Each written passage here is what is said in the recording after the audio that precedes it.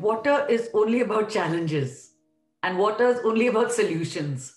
I think the main challenges of water, especially in urban areas today, is imbalance supply and quality of water for all, especially in the developing country like Indonesia.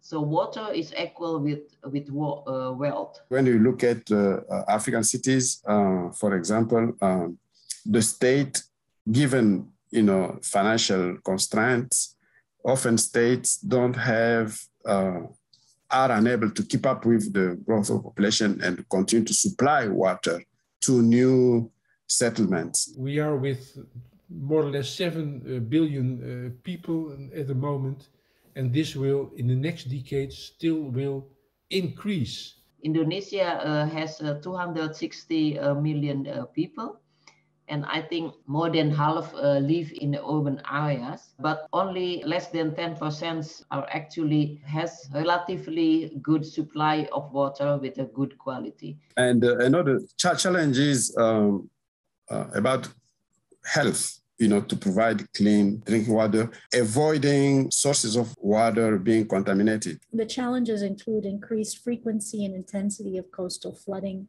saltwater degradation, storm surge inundation. In the Altersland, since several years, you can already measure and observe many effects of climate change. Hamburg has a large harbor and a lot of ship traffic, and therefore the river Elbe is regularly deepened. But this deepening has direct consequences for the water regulation and the water bodies in the Altersland, and also the degree of salt. Particularly after Fukushima in 2011, we noticed that the kind of contaminated water not only goes into the ocean, but rather into the soil itself.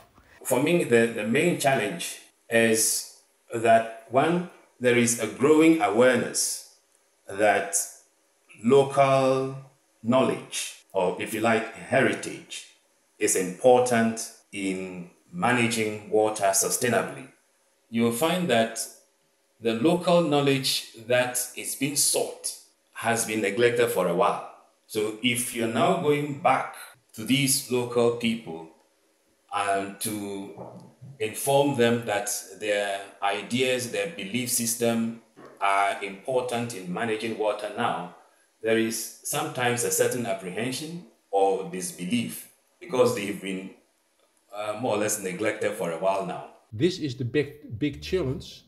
How can we come from a sectoral approach to a more combined and integral spatial development where these issues will enforce each other instead of frustrate each other? Unless protective measures are taken, coastal cities around the world that are less than 1 meter above sea level may be flooded by rising seas by the end of the century. Critical infrastructure that supports the functionality of cities, including the water and wastewater infrastructure, needs to be part of prudent resiliency planning and implementation.